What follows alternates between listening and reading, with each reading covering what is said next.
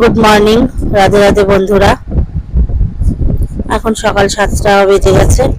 দেবাঞ্জন দুধ খেয়ে স্কুলে চলে গেছে, আর তিতলি আমাকে বাজার করে এনে দিয়েছে ঢেঁড়স, উচ্ছে আর ঝিঙে। আর আমি এখানে একটু বসে চাটা খেয়ে বসে বসে একটু ফ্যানের হাওয়া খাচ্ছি, কারণ গরম তো প্রচন্ডই পড়েছে।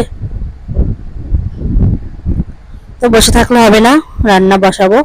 উনুনটা ধরিয়ে দিয়েছি, এপাশে কড়াইতে তেল দিয়েছি গরম হওয়ার জন্য, আর হাঁড়িতে জল দিয়েছি ফোটার জন্য। ভাতটা করতে হবে সেই জন্য। তো ঝিঙে আলু করে কেটেছি, ঝিঙে পোস্ত করব। উচ্ছে আলু ভাজা করব, উচ্ছে আলু কেটে নিয়েছি। ঢেঁড়স ভাজার জন্য ঢেঁড়স কেটে নিয়েছি। আর করব কলাইয়ের ডাল। তো সেই জন্য আমাদের দুই বেলা খেতে যতটা ডাল প্রয়োজন ঠিক ততটাই ডাল মেপে নিয়ে নিচ্ছি। আজকে সকাল আর দুপুর একসাথে রান্না করব, কারণ গরমে প্রতি বেলায় বেলায় রান্না করতে ভালো লাগছে না। আগুনের কাছে বেশিক্ষণ থাকাটাও একটা কষ্টের বিষয় হয়ে উঠেছে। তো এখানে ঢেঁড়স দিয়ে দিয়েছি তেলের পরে, দিয়ে লবণ হলুদ দিয়ে ভাজা করছি। আর ডালের জন্য ঝালও চিড়ে নিয়েছি। আর হাঁড়িতে জল ফুটে উঠেছে, এই জলই দেব ডালে সেদ্ধ হওয়ার জন্য। ডালের জলটা একটু বুঝে দিতে হবে, কারণ জল যদি বেশি হয়ে যায় তো প্রেসার কুকারের বাইরে চলে আসে। পরিমাণ মতো জল দিয়ে, লঙ্কা দিয়ে, চেরা কাঁচা লঙ্কা দিয়ে আমি প্রেসার কুকারে দুটো সিটি দিয়ে নিয়ে আসবো। দুটো সিটি দিলে ডালটা সেদ্ধ হয়ে যাবে। এদিকে ঢেঁড়স ভাজা হয়ে গেছে, উচ্ছে ভাজাও হয়ে গেছে। আর দেবাঞ্জন ঝিঙে পোস্ত খায় না, ওর জন্য অল্প একটু আলু ভাজা করছি। আলু ভাজা তুলে এই তেলেই আমি ঝিঙে পোস্ত বসাবো। তো তেলের মধ্যে দিয়ে দিয়েছি কালো জিরে ফোড়ন, দিয়ে ঝিঙে পোস্তটাও আমার প্রায় রেডি। তো চলো তোমাদের সাথে শেয়ার করি আজকে কি কি রান্না করলাম। করেছি ঢেঁড়স ভাজা, আলু উচ্ছে ভাজা, আর এই যে কলাইয়ের ডালটা। কলাইয়ের ডালে আমি আদা আর মৌরি বাটা দিই, আর তেজপাতা, মৌরি আর শুকনো লঙ্কা ফোড়ন দিই। এভাবে খেতে আমার ভালো লাগে, তো আমি এভাবেই রান্না করি। আর এখানে করেছি ঝিঙে পোস্ত। আর দেবাঞ্জনের জন্য আলু ভাজা, ও ঝিঙে পোস্ত খায় না। আর এক হাঁড়ি ভাতও করে নিয়েছি।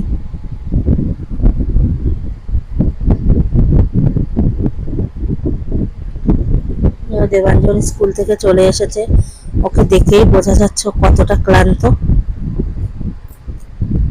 আসলে বাইরে এত রোদের তাপ। তিতলিদের স্কুলটা ছুটি দিয়ে দিয়েছে, কিন্তু দেবাঞ্জনের স্কুল ছুটি দেয়নি। ওদের বেসরকারি স্কুল, তো ওদের স্কুল ছুটি দেয়নি। তো এবার শাশুড়ি ভাতটা বেড়ে নেব। আর যেহেতু স্কুল খোলা, স্কুলে তো যেতেই হবে মরবাচক, না হলে পিছিয়ে পড়তে হবে।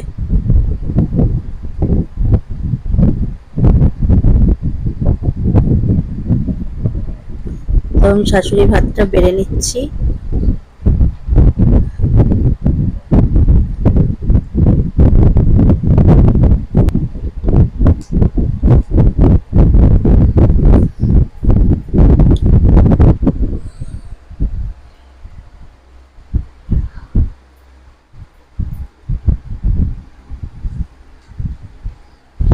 তাও শাশুড়ি ভাতটা বেড়ে নিয়ে দিলাম ঝিঙে পোস্ত প্রথমে। এবারে সব ভাজাভুজিগুলো একে একে দিয়ে দেব। প্রথমে দিচ্ছি উচ্ছে ভাজা, মানে আলু উচ্ছে ভাজা আর ঢেঁড়স ভাজা।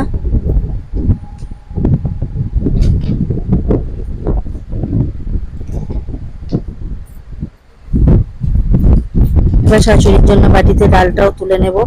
ডালটা আমি খুব একটা ঘন করিনি। কলাইয়ের ডালটা ঘন খেতেই ভালো লাগে, কিন্তু বেশি ঘন করিনি, কারণ গরমে ঘন ডাল খেতে ইচ্ছা করছে না। একটু পাতলা রেখেছি, তাই বলে জলের মতো পাতলা নয়। তো আমার শাশুড়ি ভাতটা গুছিয়ে রেডি করে নিয়েছি। এইভাবে তিতলি যাবে এবার ওর ঠাকুমাকে ভাতটা দিতে।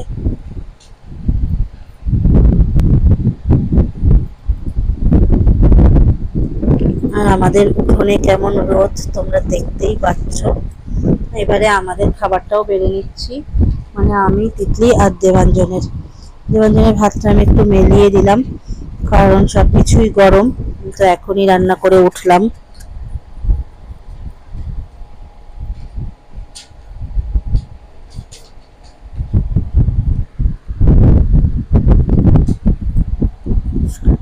তিতলিকেও ভাতটা বেড়ে দিলাম।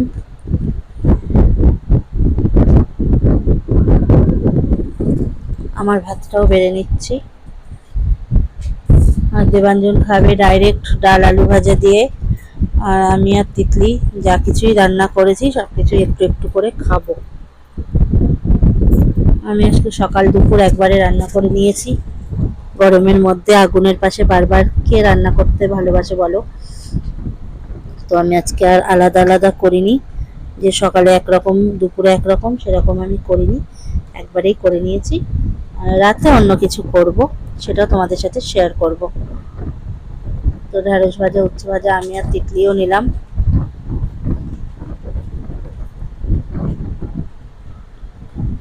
দেবাঞ্জন খাবে শুধু ডাল আর আলু ভাজা দিয়ে, তো ওর পাতে এবারে ডালটা দিয়ে দিচ্ছি।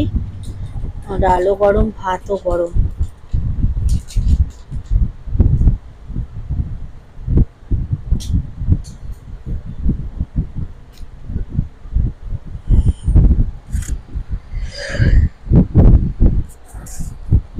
তিতলি তো খাওয়া শুরু করে দিয়েছে উচ্ছে ভাজা দিয়ে।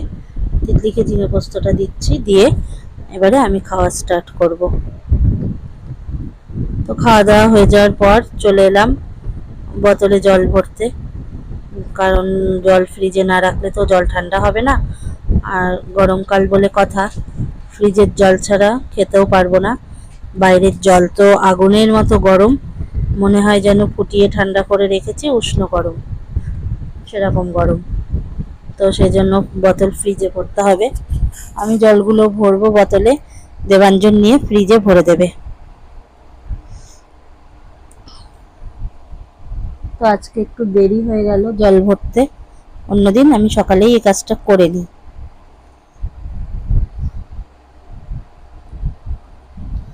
তো জল টল ভরে নেওয়ার পরে আমি রাতের খাবারেরটা সবকিছু রেডি করে রাখবো।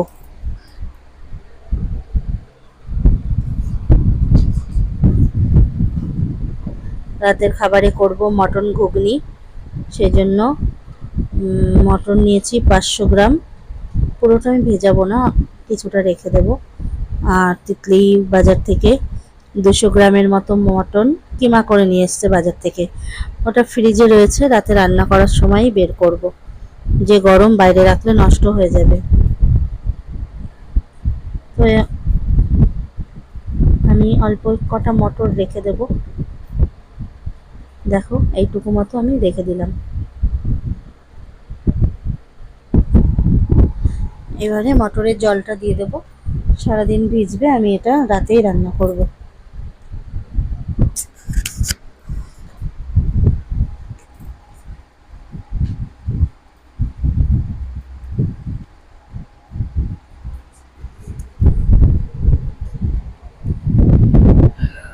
মটরের জল দিয়ে দিলাম, মটরটা এবার একটা সাইডে রেখে, দেবাঞ্জন তিতলি বলেছে যে আজকে নানপুরি খাবে, তো সেই জন্য আমি নানপুরি তৈরি করব। ময়দাটা মেখে নিচ্ছি, কারণ ময়দাটা আমি যদি এখন না মেখে রাখি ময়দাটা ফুলতে তো সময় লাগবে, সেই জন্য এখনই মেখে রাখবো। তো আমি যেমন লুচির ময়াম দিতে হয় লবণ চিনি তেল দিয়ে, সেরকম দিয়ে নিয়েছি। আর এখানে টক দইটা ফেটিয়ে নিচ্ছি। এবার ওই ময়দার মধ্যে ফেটানো টক দইটা দিয়ে আবারও খুব ভালো করে মিশিয়ে নেব।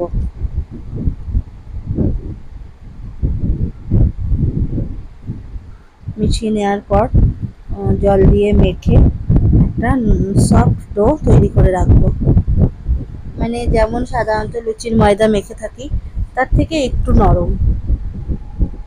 নানপুরির ময়দা নরম না হলে নানপুরিটাও নরম হবে না। তারপরে আমার আর দেবাঞ্জনের জন্য একটু লস্যি করে নিয়েছিলাম। তিতলি বাড়িতে নেই, ও পড়তে গেছে, সেই জন্য তিতলি পেল না, দেবাঞ্জন আর আমি খাচ্ছি। দেবাঞ্জনের তো খুবই ভালো লেগেছে, আর যেহেতু যে গরম এসব জিনিস হলেই বেশি ভালো লাগে। তো এবার চলে এলাম রাতে, এখন রাত 8টা বাজে, আমি ঘুগনি করতে এসেছি। একটা কৌটোতে জিরে শুকনো লঙ্কা নিয়েছি, এটা পেশাই করব। আর একটা কৌটাতে পেঁয়াজ রসুন আর আদা নিয়েছি, এটা পেশাই করে নেব। জিরে লঙ্কার মধ্যে পেঁয়াজ রসুন আদা দিলে না একদম ঘোল ঘোল মতো পেস্ট হয়ে যায়, আমার ওটা ভালো লাগে না।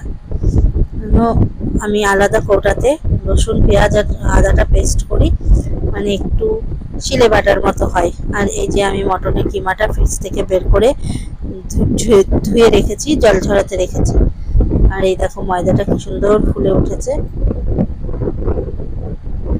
আমি সকালবেলায় মেখে সারাদিন ঢাকা চাপা দিয়ে রেখে দিয়েছিলাম। তো এবার আলুটা ভেজে নেওয়ার পরে দিয়ে দিলাম আদা রসুন পেঁয়াজের সেই পেস্টটা। আর তোমরা দেখতে পাচ্ছ এটা শিলে বাটলে যেরকম হয় এই পেস্টটা কিন্তু সেরকমই হয়েছে। এতে রান্নার টেস্টটা ভালো আসে আমি মনে করি, এটা আমার নিজস্ব মতামত। তারপরে যে জিরে আর শুকনো লঙ্কাটাও দিয়ে দিলাম বাটাটা, টমেটোটা দিয়ে দিয়েছি। এবারে দেব পরিমাণ মতো লবণ আর হলুদ।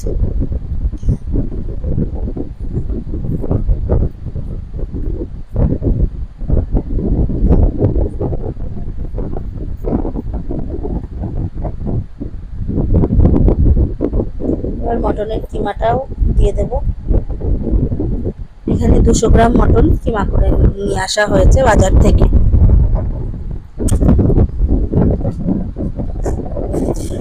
এবারে এই সবগুলো উপকরণকে খুব ভালো করে কষিয়ে নেব।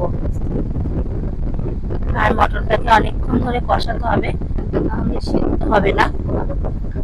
যেহেতু কিমা করে আনা একটু তাড়াতাড়ি সেদ্ধ হবে, কিন্তু তবুও ভালো করে না কষালে খেতেও ভালো লাগবে না।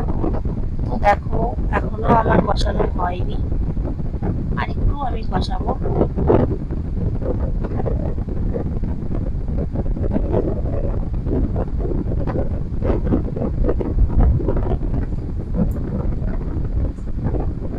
তো মশলাটা কষানো হয়ে গেলে আমি সেদ্ধ মটরটা ঢেলে দিয়েছি, দিয়ে নাড়াচাড়া করে মটর দিয়ে আর একটু ভালো করে কষিয়ে নেব।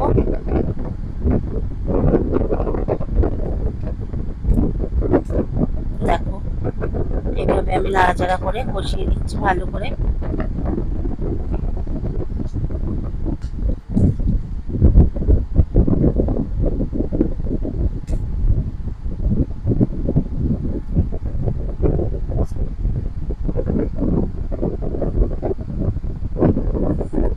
গ্যাসে আর এক পাশে আমি গরম জল করতে দিয়েছি।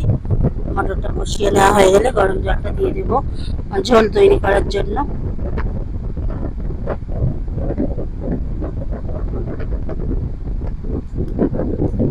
তো যতক্ষণে মটরের জলটা শুকাচ্ছে ততক্ষণে আমি ময়দাটাকে আর একটু চটকিয়ে নিই। তো দেখো কত সুন্দরভাবে ময়দাটা রেস্ট করা ছিল, তো সুন্দর ফুলে উঠেছে। ময়দাটা আমি কিছুক্ষণ চটকে নিয়ে লেচি কেটে নেব।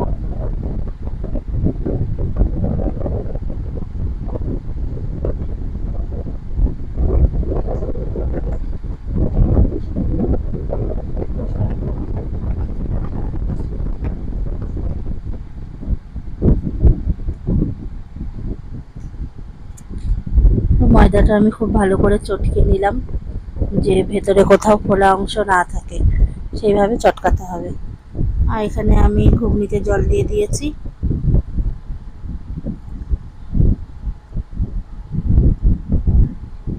একটুখানি ফুটলেই রেডি হয়ে যাবে। আর আমি বেশিক্ষণ ফোটাবো না, কারণ আলু মাংস সবকিছু সেদ্ধ হয়ে গেছে। আর এইটুকু গ্রেভি যদি আমি না রাখি আবার একটু টেনে যাবে, আর বেশি টাইট হয়ে গেলে খেতে ভালো লাগে না। তো এবারে চলে এসেছি পুরি ভাজতে। তিতলি আমি বেলে দিচ্ছি আর তিতলি পুরি ভাজছে। আমার এটা লোহার কড়াই, আমি এটাতে লুচিই ভাজি। কেউ আমার কড়াইটা দেখে বাজে কমেন্ট করবে না। যেভাবে আমরা পুরিগুলো ভেজে নিচ্ছি।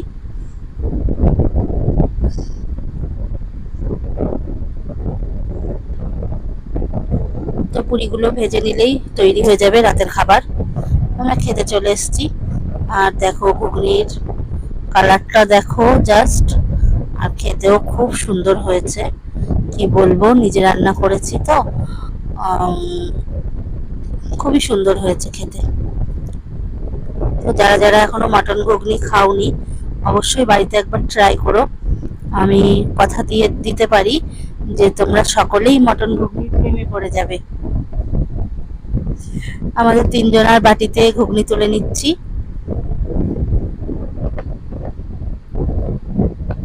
এটা দিলাম দেবাঞ্জনকে, না দেবাঞ্জনকে দেওয়া হয়ে গেছে আগে, ওটা তিতলিকে দিলাম।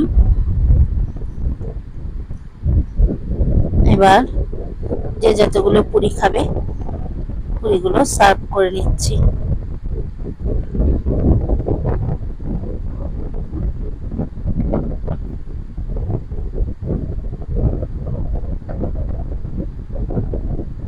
তো দেবাঞ্জন আর তিতলি খেতে বসে পড়েছে।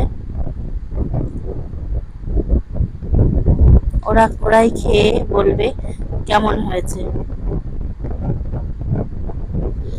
আর বন্ধুরা, ঘুগনিটা রান্না করে ঘরে নিয়ে এসে রেখেছি, তো সারা ঘর মটনের সেন্ট, মানে কি বলবো, একটা দারুণ সেন্টই হয়েছে, আর খেতে তো অসাধারণ।